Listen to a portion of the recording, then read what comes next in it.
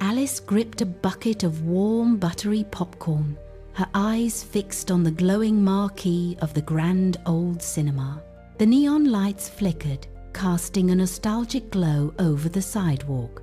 She pushed open the heavy brass doors, and immediately the familiar scent of stale velvet and floor wax filled her lungs.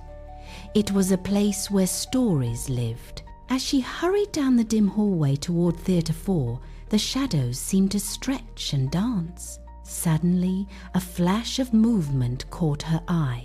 A streak of pure white fur darted across her path with impossible speed. Alice stumbled, her heart jumping into her throat. The popcorn bucket tipped, sending golden kernels skittering across the polished tiles like a sudden burst of hail.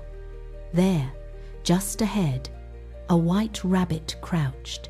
Its ears twitched with nervous energy before it vanished into a deep, swirling shadow at the very end of the corridor. Alice didn't hesitate. She sprinted after the creature, her sneakers squeaking loudly against the cold floor. She reached the darkness and lunged, but the solid ground beneath her feet simply dissolved into nothingness. She was falling. Alice plummeted into a vast, silent void, the air rushing past her ears in a deafening whistle. But this was no ordinary drop. Around her, the world seemed to be unmaking itself. Clocks with spinning hands, plush velvet chairs, and heavy mahogany tables tumbled through the air alongside her, all caught in a strange, weightless spin. She reached out to touch a floating lamp, but it drifted away. Far below, a tiny pinprick of light began to grow. It expanded rapidly, brighter and hotter. Alice hit the ground with a soft thud, landing in a lush field of swaying peppermint stalks. The air smelled of sugar and summer. Above her, the horizon glowed with soft, cotton candy clouds. Giant lollipops stood tall like ancient oaks, their hard candy surfaces catching the sun and throwing rainbows across the land. Curious, she plucked a translucent gummy leaf from a nearby bush and took a bite. The flavor was sharp, sweet, and lingered on her tongue like a memory. She found a spiraling road made of crushed sugar cubes and followed it, hoping for answers. But the path was treacherous. It branched into a dozen identical turns, twisting back on itself. She took the left, then the right, then the left again, but every road led her back to the same grove of crystal sugar trees. Panic began to tighten her chest as the sweetness of the world turned cloying. She sank to the ground, her legs aching from the endless loop, and buried her face in her hands. The silence of the garden was absolute until a rhythmic sound broke through, its hooves striking the ground like silver bells.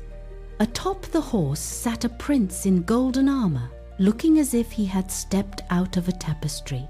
He reached down, extending a gloved hand with a gentle smile. Alice grasped it, and he pulled her up into the saddle. The fear vanished. The white rabbit reappeared. It stood in the distance, clutching a gold pocket watch, staring directly at Alice with urgent eyes. The spell was broken. Alice felt a sudden, sharp pull in her heart. She let go of the prince's hand, sliding off the horse and bolting toward the rabbit. Behind her, she heard a soft sigh. She turned for a split second to see the prince, the horse, and the golden kingdom dissolving into a fine, shimmering mist, blowing away in a wind she couldn't feel. She reached a massive, heart-shaped door and shoved it open with all her might. Total darkness swallowed her once more. A voice cut through the black, distant and stern. "Alice, wake up! It is time for school." Alice bolted upright in her bed, her heart hammering against her ribs like a trapped bird. She sat in the heavy silence of her room, watching the morning sun filter through the blinds in dusty streaks. She let out a long, shaky breath. A dream. It was just a dream, born of cinema popcorn and tired eyes.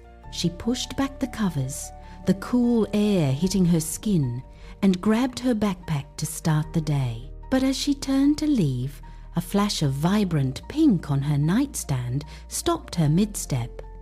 There, she traced the hard pink surface with her thumb and smiled.